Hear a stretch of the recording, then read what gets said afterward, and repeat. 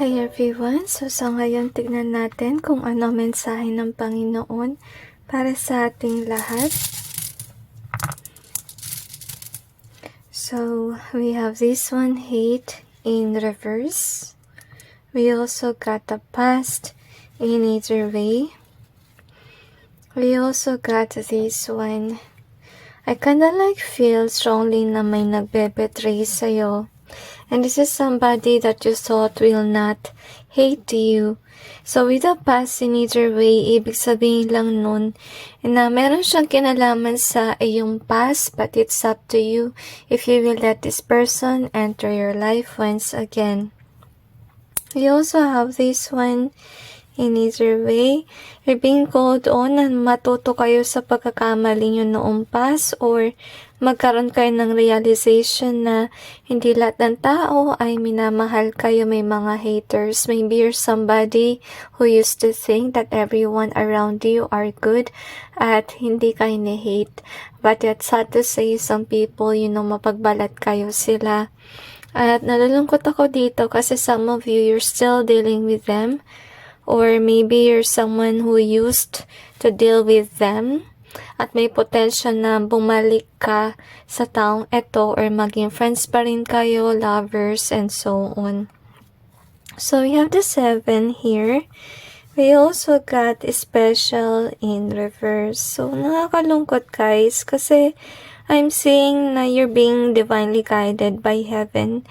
At with the special in reverse, siguro binabaliwala nyo yung mga signs. Kasi with the special, siguro meron kayong ability to kinda think things, pero nagda-doubt ka. Okay? Or you do have hunches, but you're doubting it. You do have dreams, but you're doubting it. I really see strongly na nagbibigay sa'yo ng Panginoon ng mga signs. Kasi I kinda see na pinoprotektahan ka ng Panginoon sa mga maling tao. At gusto niya sana na malayo ka sa mga maling tao na yan, para na rin yan sa ikabubuti mo. So napaka-importante talaga that you pay attention to the signs of God for you.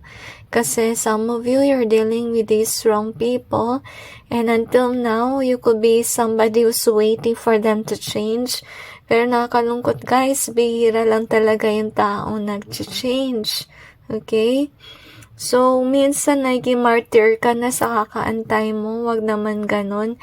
Kasi marami ka nasasayang na oras, at hindi lang yon by you dealing with the wrong people. Hindi dumarating yung mga tamang tao sa iyong buhay. Kasi first of all, pinoprotektahan din ng Diyos yung mga tamang tao na yan.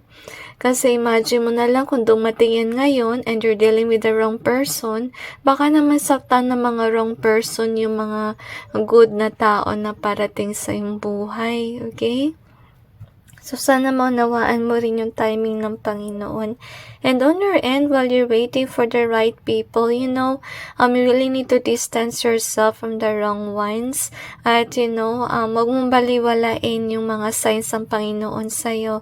And if you're somebody who has that gift, with a special being here to sense or to see things clearly, wag mong baliwalain yun kasi, you have to acknowledge it. It's a blessing in disguise, honestly speaking. Even if it's kind of freaky sometimes, pero yung mga gift kasi na padala ng Panginoon sa atin, nakatulong yan sa atin. So, you shouldn't hate it or you shouldn't ignore it.